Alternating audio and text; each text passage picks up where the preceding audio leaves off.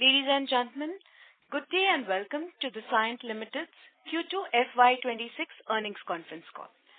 As a reminder, all participant lines will be in the listen-only mode, and there will be an opportunity for you to ask questions after the presentation concludes. Should you need assistance during the conference call, please signal an operator by pressing star, then 0 on your touch-tone phone. Please note that this conference is being recorded.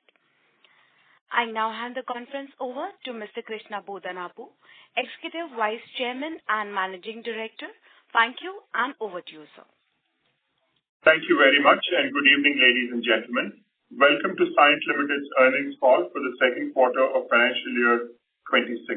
I'm Krishna Bodanapu, Executive Vice Chairman and Managing Director, and present with me on this call are Sukamal Banerjee, Executive Director and CEO, and Prabhakar Atla, President and CFO.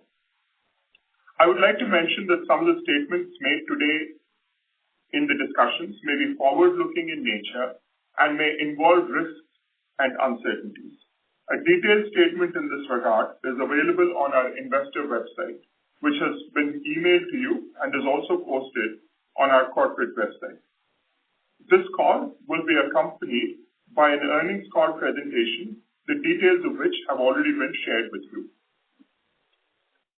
As of beginning of this financial year, we are reporting group performance under 4 segments: DET, which now excludes our semiconductor business, DLM, semiconductor, and others. The focus of this call remains the DET segment, and to that extent, all numbers for DET segment are like for like for the previous period, which means that these numbers are restated to exclude our semiconductor business. And the group numbers will include performance of all 4 segments. We have a slightly longer session today, and thank you for accommodating our request for this session.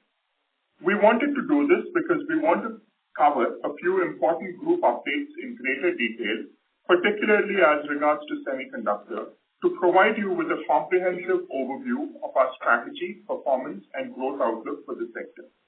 Also, over the last 2 quarters, Sukamal has brought in a significant positive momentum and sharpened our focus on key strategic priorities.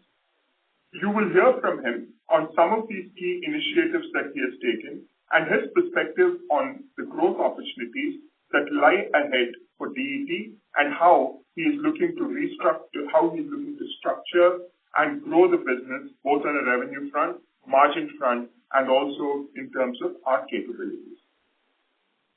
Coming to the group's update, in Q1, we carved out our semiconductor business, Cyient Semiconductor, with a mission to design and deliver intelligent, efficient, and secure semiconductor solutions that power the world's next generations of systems.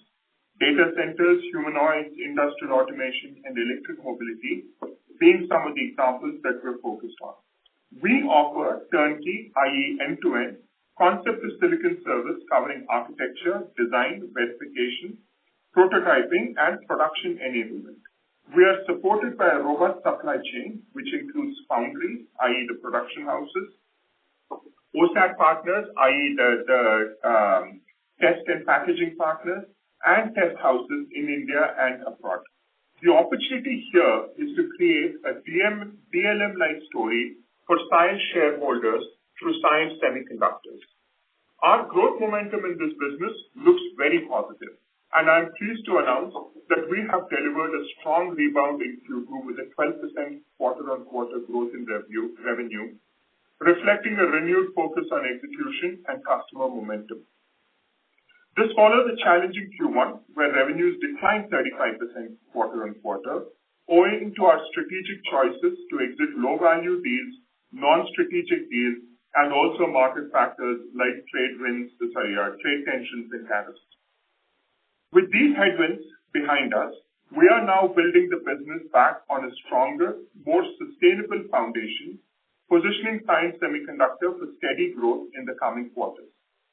We're also seeing order intake rebound to previous year levels, with ASIC, that is the turnkey end-to-end solution, now contributing to 66% of the business and $100 million pipeline plus for the year.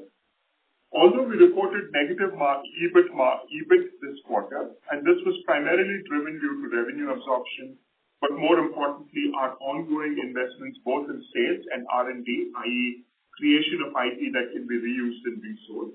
We expect the business to stabilize our burn by next quarter, and we will become EBIT neutral sometime in FY27. Our confidence is driven not only by the current performance, but by strong underlying momentum and qualitative gains that are not fully reflected in the numbers. We have significantly strengthened our semiconductor ecosystem, expanding strategic alliances and partnerships with companies such as Global Foundries, Anora, and MIP, which enhance our design to manufacturing capabilities and ensure supply chain resilience across technologies and geographies. At the same time, we have brought on board a number of seasoned industry leaders from companies like Navitas, Allegro, Cadence, Amcor, Kareem, etc., whose expertise and strategic insight add depth and credibility to our vision of building a world-class semiconductor company from India.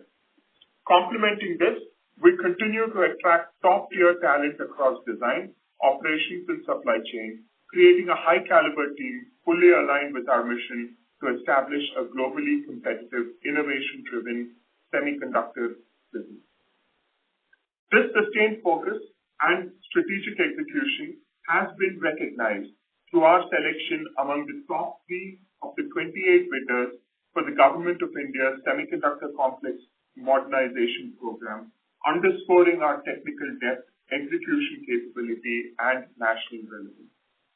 Looking ahead, the key markets to watch in the near term, or the key markers to watch in the near term, are consistent growth in revenue for the next 4 to 5 quarters, a revenue run rate of $50 million, and an ASIC pipeline of $100 million by the end of FY27, apart from becoming EBIT neutral in FY27.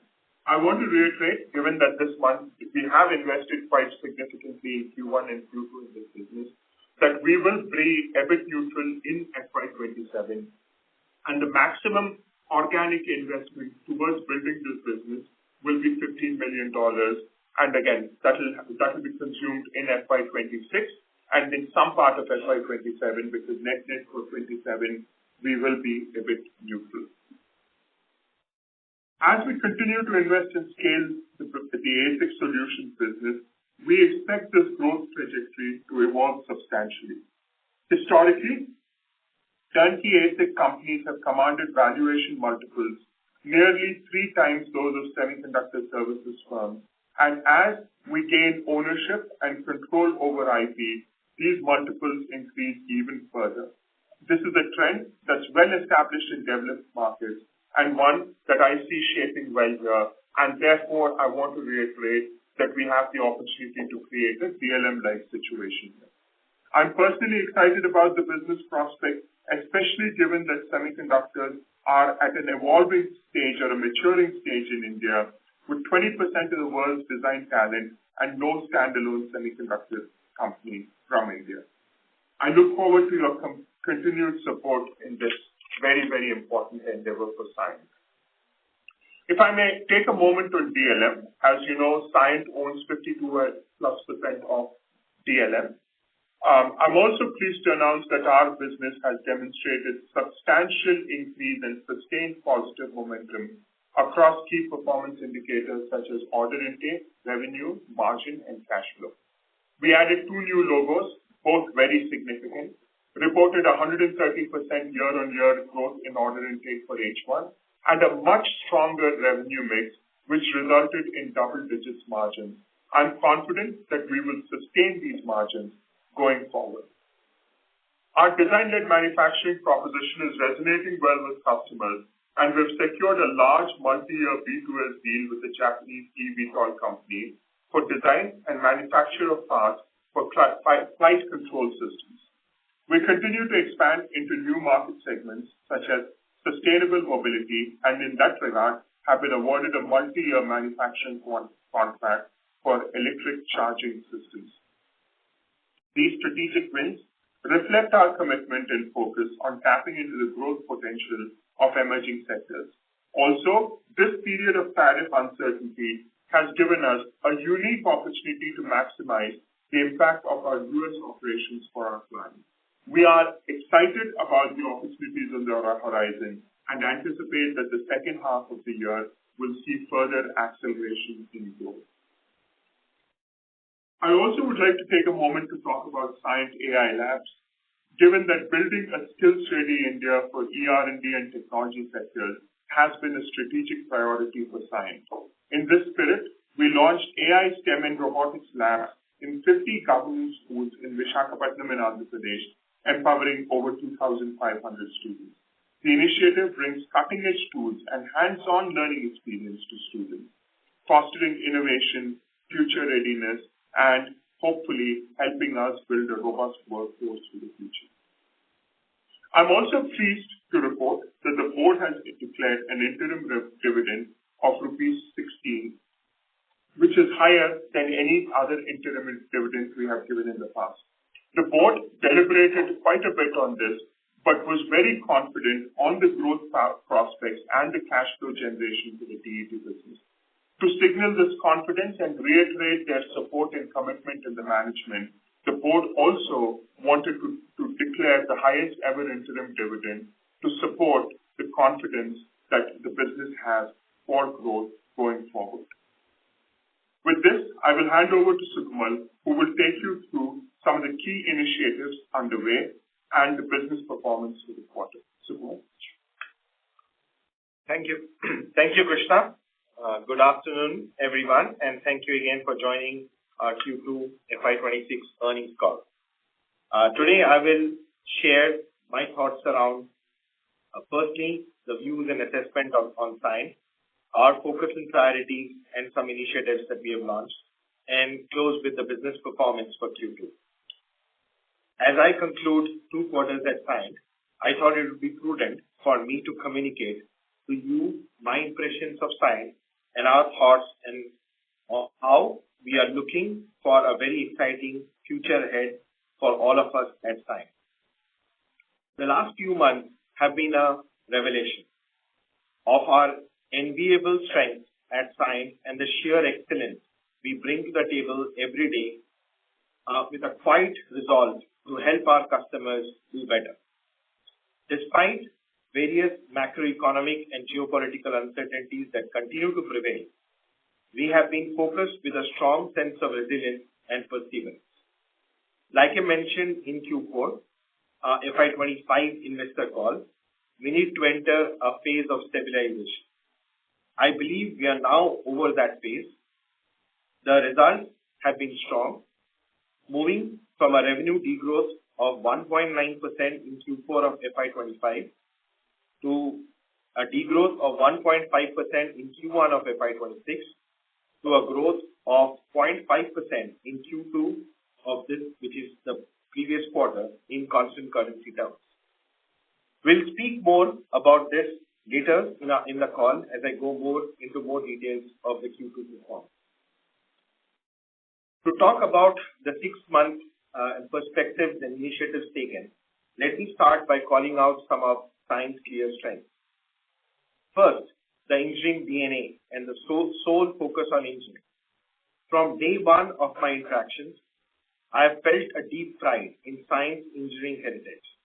With over 30 years of solving complex engineering challenges across the globe, our expertise across core domains is both rich and enduring. From my experience and vantage point, I can say there is a clear differentiation here. For example, the design and engineering of jet engines, where Cyient contributes to more than half of the engineering outcome, which by the time we are done with this call, will power 250 takeoffs and with nearly 50,000 passengers, is a testament to the safety criticality work that we do. We've designed scores of full-scope power plants across fuel categories, be it fossil fuel, nuclear, hydrogen, and increasingly looking at newer areas like ammonia. To cater to the ever-increasing energy demands across the globe, especially driven now by AI data centers. Over the last 2 decades, we have helped half of the world's population. Yes, that half of the world's population connect and communicate through our network solutions across spectrums and technologies. That is a very enviable set of credentials to replicate, which comes from decades of engineering excellence. In short, a rich and global expertise across the value chain of products, plants, and networks. If I touch on customer relationships, in my last 2 quarters, I have met hundreds of Cyient customers. One common standout theme is the praise for our customer centricity and our strategic commitment through their up cycles and down cycles. Further, we are also recognized by many as a benchmark for excellence. In simple terms, Cyient enjoys a true partner status in our customers' mindshare. From my 30-odd years of experience in the IT and engineering industry, of having built large businesses across the globe, I can vouch that this is a very powerful trust that Cyient can harness to build for the future. Delivering for the world. Cyient is truly a global engineering and technology leader that has been focused on creating value for our customers with localized proximity through global delivery centers. Over the years, Cyient has been carefully and consciously investing in capabilities and its presence across the globe to our truly world-class engineering and technology solutions partner. More than 90% of our workforce across geographies are local nationals, thus driving local agility and leadership, a cornerstone of how we are managing to minimize execution and business risk in today's macro uncertainty. Finally, let me talk about values first. Our foundational principles anchored in values first are not just statements, they are lived experiences across the organization. This is demonstrated in our ability to attract senior talent from other organizations, which today suffer from a deficit in this area. Given our business is about people, leadership, and what they produce and what they do, I firmly believe that this is a strength that we can harness and we can harness fully. Of course, there are areas to work on. To ensure we sustain the right to win in the market, we have to work on 2 primary vectors. First, a performance culture to drive growth and predictability back into our business. And second, the technology investments and adoption of the same in our business so that we can further strengthen our value proposition in high growth areas. I'll talk broadly about how we are addressing the above improvement areas and our focus initiatives thereof. We plan to host an investor day later in the Q3 of FY26, where I'll cover more details.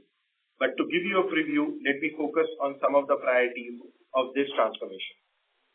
Our transformation agenda is anchored around 3 core pillars. We have launched many initiatives across these pillars that are demonstrating good progress and results. First and foremost, marketplace impact. Second, technology, such as digital and AI, its adoption and acceleration. And third, organizational effectiveness. From a marketplace impact perspective, if I talk about go-to-market, we have launched a few key initiatives. Firstly, sales and focus of sales on new business. We have streamlined sales headcount and restructured responsibilities to allow sales to focus on new business, whether it's from existing customers or new customers. While our proven delivery engine manages our existing business and its renewals. These initiatives are expected to yield concrete results and measurable outcomes over the next couple of quarters, but we already see early signs and good directional indicators of sales effectiveness and its metrics. Key account mining. As I talked about our enviable portfolio of clients across the industry, I firmly believe there remains a significant headroom for growth for us through deeper account mining, cross-selling of our services from across BUs, and from both the core and the new offerings that we are defining under technology. We have taken specific steps and we will continue to make some changes to bring the full impact for the same. Large deals as a growth driver. This is an area which we need to invest and ensure we can convert the trust we have earned from our customers over years and decades into large, long structured deals. We are putting together the necessary leadership in H2 of FY26 to ensure we start seeing the results later half of FY27. Having said that, it's not that we are barren of large deals today. We will continue to enhance that and make it more structured as we go forward. Sales incentive, something I touched upon in our Q1 call as well. We simplified our sales incentive policy to bring clarity and focus on parameters for sales, which should be focused on deal wins, including large deals, new logo acquisitions, revenue growth, and remove several back office performance parameters from the incentive. Performance monitoring. Our focused approach on measuring and monitoring key metrics is yielding results in the right direction, reflective in the momentum we have built over the last 2 quarters. Importantly, we are seeing an increase in pipeline by about 10% quarter-over-quarter and a steady improvement in the quality of our EN and NN deals pipeline. We expect this to improve and stabilize by early FY27 to further build our actions on. In fact, the EN and NN percentage of our overall order bookings or order intake has gone up 50%, and the technology portion of our pipeline has doubled over 1 quarter.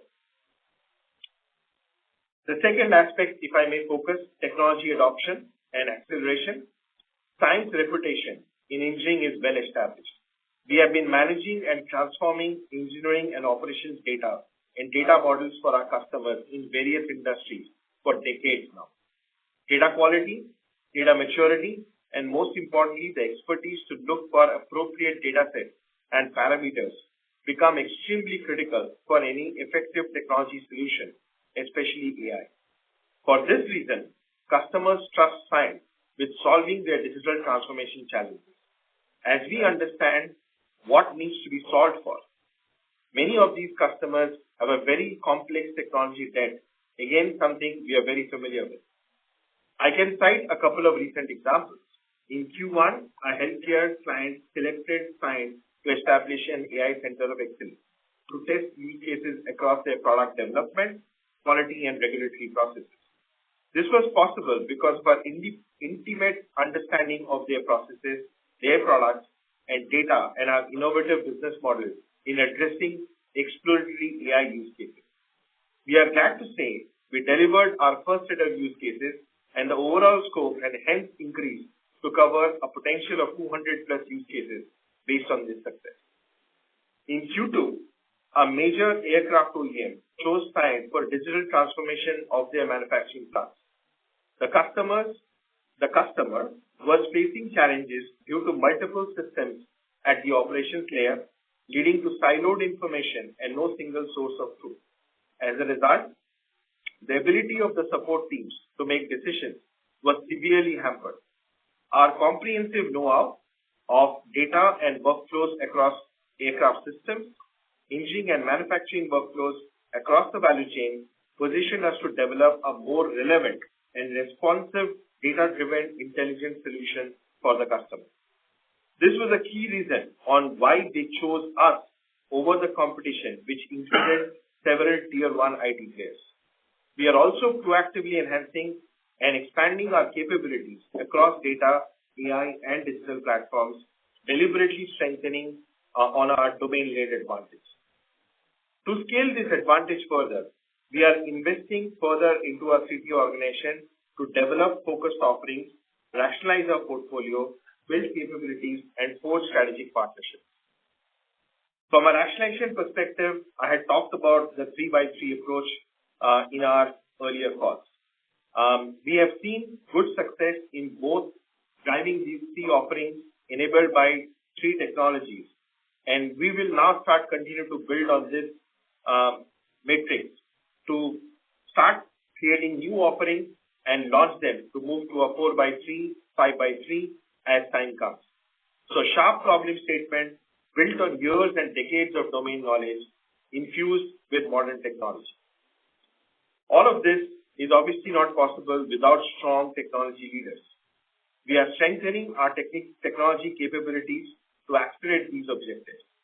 In Q2, we appointed a head of technology delivery to oversee all projects within our technology group, ensuring execution excellence. He comes with a tenured engineering leadership experience from a global networking turned hyperscaler giant and recently had work experience working with a global industrial player in platform development across several process industries. We are also building a team of AI architects to infuse the latest developments and expertise to power offerings and solutions. Equally important is how we adopt technology internally. To improve this, we have established an Office of AI and Transformation to ensure we do not miss out on this opportunity. Therefore, rather than just jumping on the latest industry bandwagon of being AI first, we are clearly focused on investing in intelligent engineering, which is underpinned by a domain plus AI strategy. Our uniqueness, hence, is not just being part of the AI bandwagon, but being a domain first and AI-infused company. Our priority is to leverage technology to effectively solve our customers' challenges through intelligent engineering solutions built on deep domain expertise and the appropriate infusion of digital and AI. Finally, let me talk about organizational effectiveness. We launched a variety of initiatives over the last 2 quarters focused on margin improvement, process simplification, and leadership development to drive agility and empowerment and sustainably improve and maintain our profitability. Firstly, on margin improvement, we have initiated a margin and efficiency improvement program in view of changing technology and customer requirements. It is focused on driving sustainable margin expansion in streamlining operations and prudent management of discretionary spending. The program is on track, and majority of the actions have already been initiated with the value realization over the coming quarters. The program is one of the key initiatives in our journey back towards 15% EBIT by Q4 FY27, which is a commitment we stand by. Process simplification. The objective here is to simplify or eliminate processes to improve speed and effectiveness and ensure alignment with the market and speed up decision making. Ensure decisions are being taken at the right levels. Leadership refresh and development. Over half of our business unit leaders have been in their roles now for less than 6 months. This fresh leadership, both internal and external, brings renewed energy and perspective to reboot some of our business and accelerate some of them. Our Chief People Officer, our Chief Technology Officer, and our new CMO, and I have all joined Cyient in the last 6 or 7 months. They bring experience in high-growth organizations and what it takes to adopt and drive those. In addition, we also have a new head of corporate development and strategy to ensure we have alignment between strategy and strategy execution and how we align strategy with the inorganic investments that we would like to prioritize. And we'll continue to build and enhance leadership across all levels. People are the core assets of Cyient. We do not just say that, we actually put our money where our mouth is. We have rolled out merit-based increments to nearly 90% of our associates, starting in April over the last 2 quarters, with remaining set to be covered in this particular quarter. We have consciously done this ahead of the entire peer group, as we firmly believe this is an important aspect of ensuring success versus tactical margin management. In addition, we continue to invest heavily in development initiatives. These include leadership development programs across all levels, a dedicated women leadership program, and a significant investment in technology career ladder for associates focused on technology excellence, especially focused on AI. In summary, I am extremely proud to be part of this very rich legacy of Cyient, rooted in values first and in customers and people centricity. I am very confident and excited that my leadership and I are scripting the decisive next chapters and evolution of Cyient ahead, to build a Cyient that is stronger, better, and bolder than before. I would now like to turn to Q2 FY26 performance results and share some quick views on the same. Cyient DET grew by 3.3% quarter-over-quarter and 4.5% year-over-year in INR terms, which is 1% quarter-over-quarter and 0.1% year-over-year in US dollars. In constant currency terms, this translates to 0.5% quarter-over-quarter and a negative 0.6% year-over-year, more or less flat. The EBIT percentage margin stood at 12.2%, up 16 bps quarter-over-quarter, despite wage hikes, several seasonal headwinds, which reiterates the steady progress I mentioned previously that we are working towards quarter-over-quarter. Importantly, Q2 FY26 witnessed a very strong recovery across our major business units. Transportation and Mobility unit and the Network and Infrastructure units delivered 3.9 and 3.6% quarter-over-quarter growth respectively, driven by focused account mining and sales approaches across the value chain of our customers. Strategic units cluster witnessed a degrowth, which was anticipated and driven largely by holiday season impact in Europe and the ramp down of a large program that we have already talked about. In terms of key business highlights, I'm very happy to report that we added 7 new logos of strategic importance across industry. As I mentioned in the previous quarter, our unique build-to-spec proposition in conjunction with Cyient TLM to design and deliver end-to-end products continue to remain strong. A leading aerospace OEM has chosen Cyient as their B2S partner to deliver high-value electronics components that will be delivered for over several years and decades. Our key accounts continue to demonstrate strong revenue growth at 3% quarter-over-quarter and 11% year-over-year, thanks to our focused account mining, as I mentioned previously. I'm also happy to announce that Cyient has been shortlisted for the Best Mobile 5G Service Innovation Award at the Global Connectivity Awards 2025 for the value delivered through Cyient Brisbane AI, our industry-leading AI product that intelligently detects and resolves network issues for leading communication providers. Cyient also won the prestigious recognition as a value engineering supplier for 2025 from one of our esteemed customers, Honeywell, for its stellar contribution in innovation of products and processes and optimization of total cost of engineering in oil and gas projects. This award is a testament to our strong expertise and customer centricity in driving value beyond engineering to our customers. Overall, I think Q2 is a demonstration of resilience and recovery of performance across key verticals, building momentum to deliver strong H2 of FY26. With this, I now conclude my remarks and would like to hand over to our CFO, Prabhakar Atla, to provide more color on our financial performance for Q2 FY26.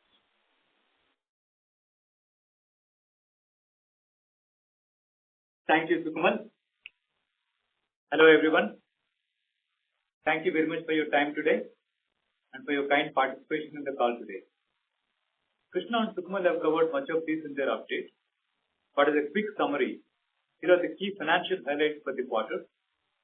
And as with the previous quarter, the DET numbers are excluding our semicon business. On revenue front, we had a healthy quarter for DET, which delivered a revenue of $164.4 million, which is a QOQ growth of 50 bps in constant currency. In rupee terms, at INR 1,438 crores, the QOQ growth is at 3.3%. That we delivered this growth despite a fluid macroeconomic environment and the fact that Q2 is a challenging quarter for us due to vacation period in Europe, we believe is a good directional indicator of the quarters ahead. With this, we also believe that our H2 for DET will be stronger than H1. On EBIT front, DET EBIT for Q2 came in at 12.2%, which is a 16 bps expansion quarter on quarter. The headwinds we had in this quarter include the second tranche of wage hike, and we are happy to report that we were able to fully mitigate this impact with the cost optimization program, which is already delivering tangible results. We also had two one-off items in this quarter. One is a headwind of restructuring costs, which had a negative impact of about 200 bps on EBIT for the quarter, most of which is one-off. And the other was a one-off tailwind of insurance reimbursement for legal expenses incurred and accounted for in the previous period. Both the above items are included in our margin numbers for the quarter. And the one-off tailwind has, to some extent, mitigated the one-off headwind in the quarter. With all these puts and takes, we believe that the net EBIT improvement of 16 bps quarter on quarter is quite a good outcome for the quarter. DET PAT for the quarter is at INR 137 crores, representing a 16% degrowth quarter on quarter and a 16.2% degrowth year on year. While the EBIT expanded quarter on quarter, the overall unrealized effects gain were a tailwind to our PAT for this quarter, but at the same time, the QOQ negative movement of PAT, QOQ and YOY is because these tailwinds were much stronger in the previous quarters compared to the current quarter. Our cash conversion for DET continues to remain very strong, and for Q2, the FCF to PAT conversion was at 114%, and we remain very focused on cash generation as a key business goal. Moving on to group performance, which now includes all the four segments of DET, Semicon, DLM and others. Group revenue degrew by 3.7% year-on-year in rupee terms, while the PAT degrew by 29% year-on-year. Much of the PAT movement year-on-year is due to the negative movement of unrealized gain between these two quarters. FCF for Q2 was quite strong at rupees 173 crores, which represents a 117% FCF to PAT conversion for the quarter at group level. We're also very pleased to announce the approval of the board for an interim dividend of Indian rupees 16 for the current financial year. This is a reflection of our intent to translate the benefits of our strong cash generation with our shareholders. And on that, I'd also like to take a moment to express our sincere appreciation to all our investors and analysts for all your support and steer as we navigate a fluid macro with some unprecedented macro challenges, but laced with some very interesting opportunities which Krishna and Sukumal addressed in their comments, and which we believe we are geared to exploit. With this, thank you again for your time, and I'll hand over the call back to the moderator for Q&A. Thank you very much, sir.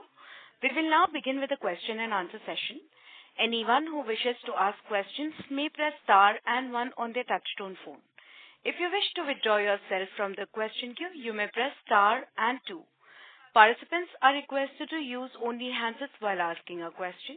Ladies and gentlemen, we will wait for a moment while the question queue assembles. You may please press star and one to ask questions. You may please press star and one to ask questions at this time.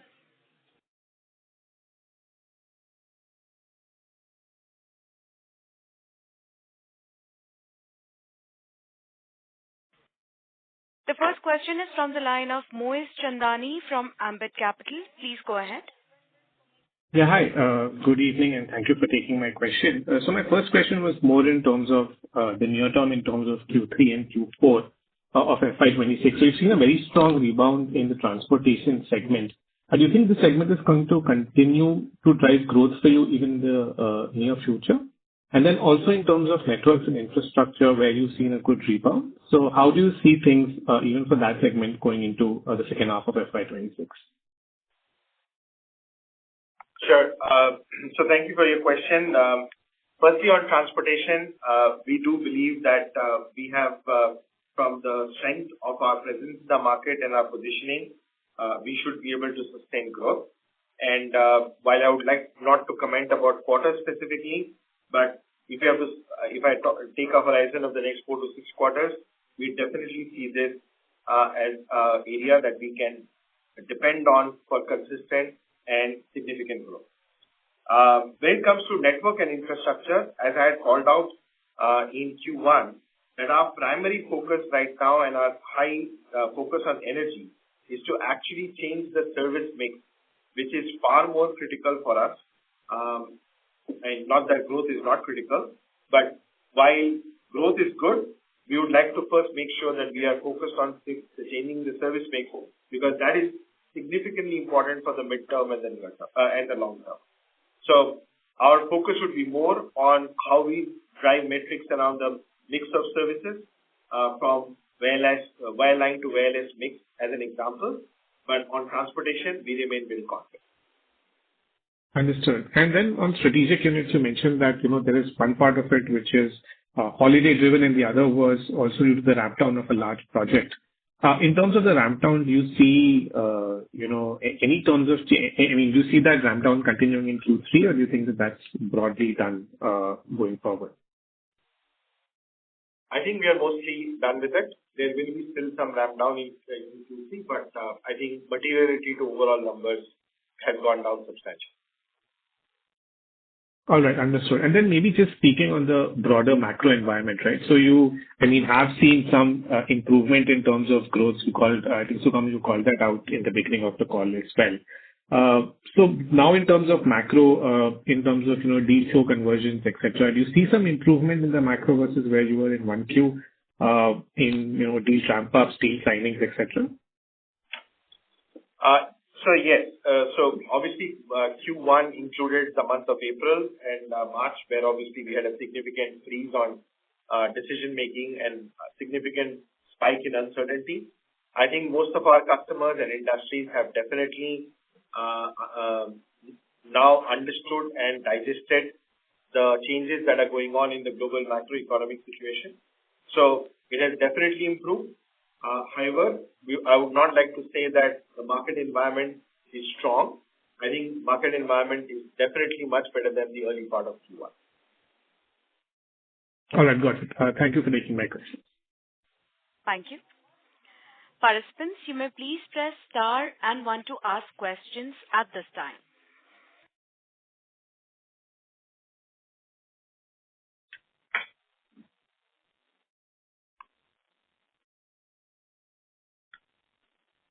The next question is from the line of Shraddha Agarwal from MSEC. Please go ahead. Yeah, hi. Congrats on a steady quarter. 2 questions. First of all, you have indicated I'm sorry to interrupt you, ma'am. Ma'am, your voice is muffled. Can you use your handset, please? Can you hear me better now? Yes, ma'am. Please proceed. Yeah, hi. Congrats on a steady quarter. 2 questions from my end. One is you indicated that there was a one-time restructuring expense of close to 200 bits in this quarter. So what was it related to? Any indication on that? Shraddha, firstly, thank you for the question. It is related to the cost optimization that we were doing, under which we had to restructure some part of the operation, especially around people that we have, and therefore that is a one-off for the quarter. Much of it is a one-off for the quarter. So is it related to employee layoffs and one-time severance payment to such people? Yes. Okay. So this entire impact is baked in for this quarter, or we expect some residual impact in next quarter as well? Much of it is in the current quarter. There could still be some more activities we might take up through that continuous activities we do as a part of the business as usual operation that we optimize capacity, capability, presence, etc. But what you see right now is the largest piece of what we will do in the current year. And what was the quantum of the one-time gain on the insurance reimbursement benefit that you got? It's actually a bit lesser than the headwind.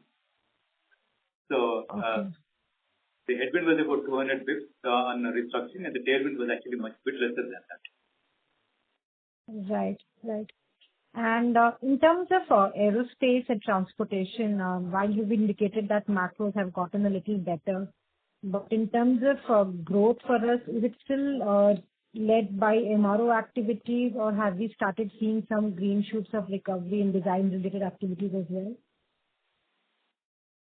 So I think it's a mix of service areas that we are seeing recovery. So I would not call out design as a significant contributor yet. As you know, obviously whenever a new design gets announced, it's pretty worldwide public news, and no such announcement has happened.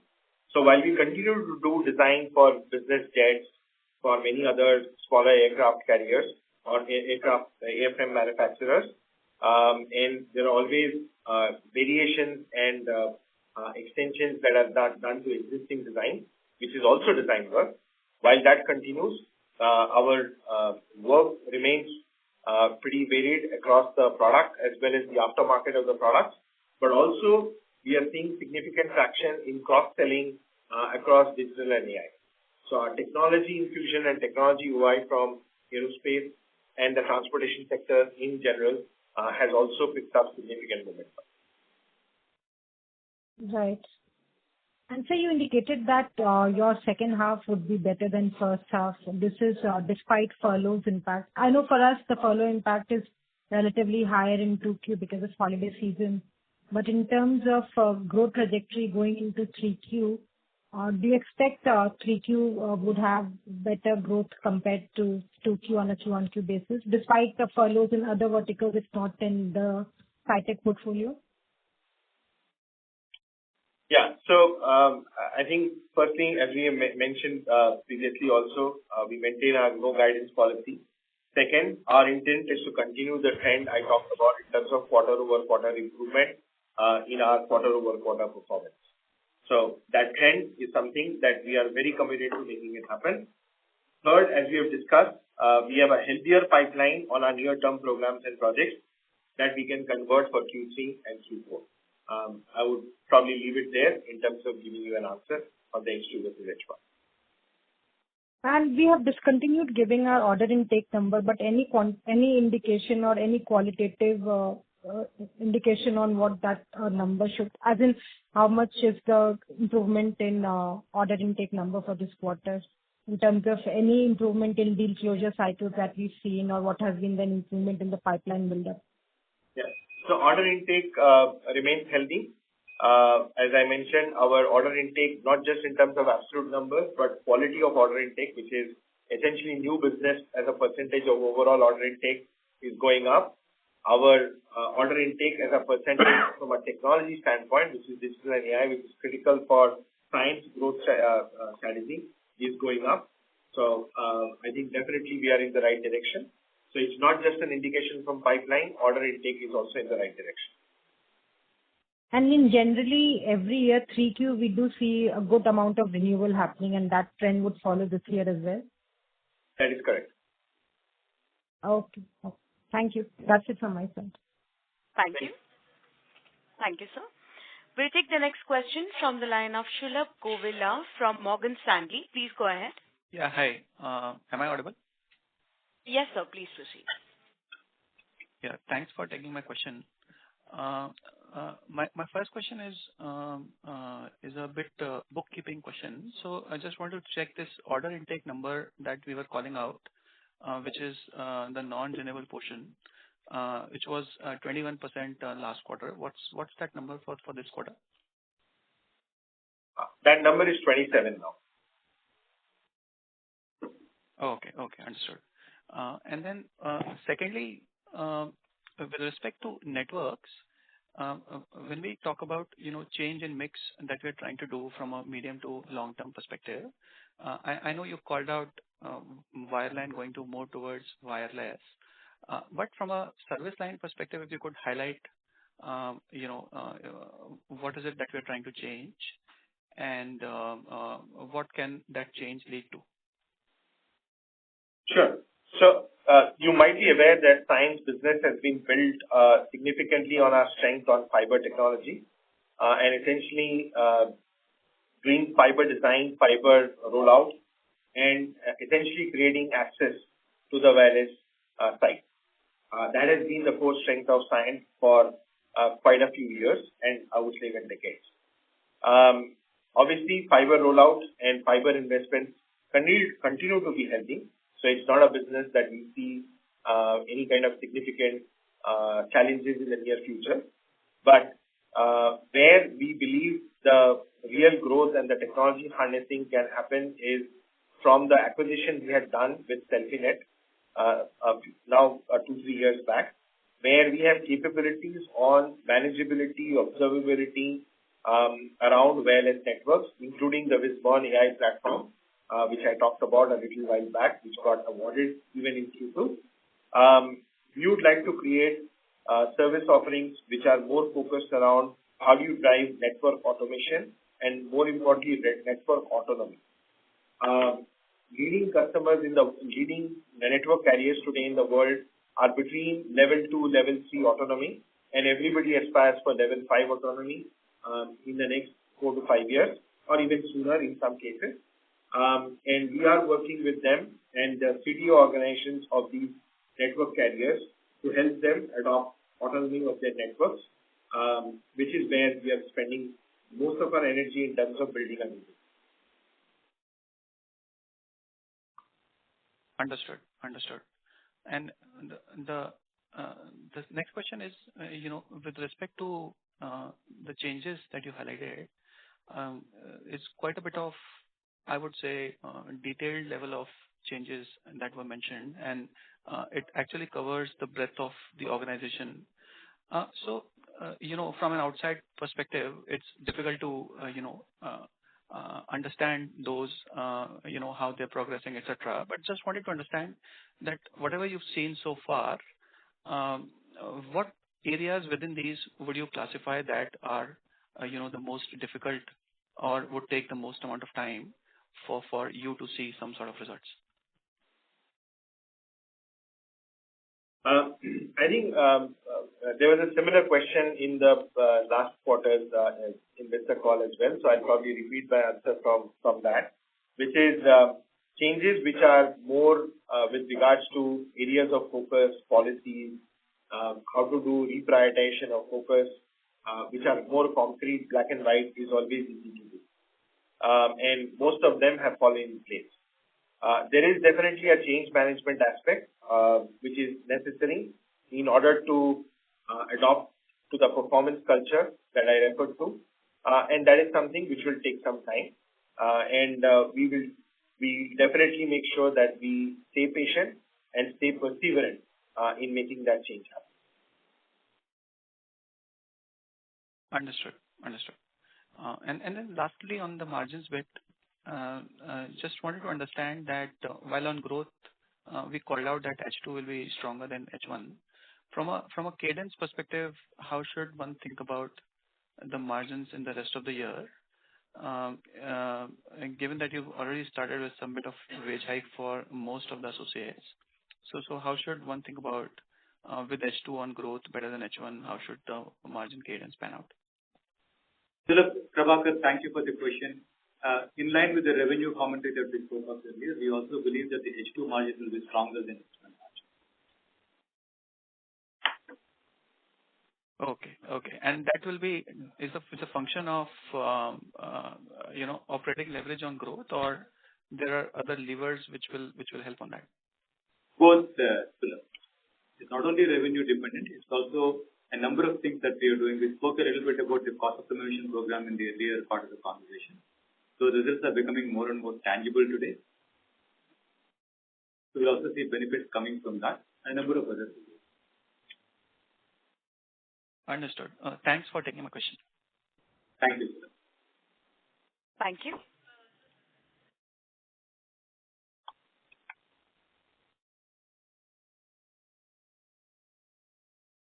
The next question is from the line of Nitish Rege from Chris Capital. Please go ahead. Hi, thank you for the opportunity. Just following up, my question is on the EBIT margin from next quarter. So, since we don't have any restructuring costs in the next quarter, can we expect 100 to 200 basis points expansion in margin? Because there will be a benefit on the cost side, right? So, tempting as it is, we'll refrain from commenting on the quarterly guidance for revenue or margin at this point in time. But I'll just come back and say, you have a very good observation. We believe that H2 is going to be better than H1 by margin. Okay. Thanks so much. Thank you. Ladies and gentlemen, as there are no further questions from the participants, I would now like to hand the conference over to Mr. Krishna Bodanapu for closing comments. Thank you, and over to you, sir. Thank you very much, and thank you everyone for taking the time for this call this evening. I thought it was important to give you all a good overview of the semiconductor business, considering it is very strategic to us and it is still in an investment mode. I also thought it was important for Sukumar to give an overview of the state of the business and the way forward. And if I may say, the way forward looks very promising, thanks to a very strong focus Sukumar has brought on operations, leadership, and technology adoption. Sukamal will, of course, keep you updated periodically on the progress of these changes. The board also strongly believes in the growth prospects signaled by the increase in the interim dividend. So all in all, I believe we find ourselves in a good place and well positioned to deliver, as Sukamal and Prabhakar said, a stronger H2 both in revenue growth and margins compared to H1. Thank you for your support, and I look forward to speaking to you again next quarter. Thank you, members of the management. Ladies and gentlemen, on behalf of Cyient Limited, that concludes this conference. We thank you for joining us, and you may now disconnect your lines. Thank you.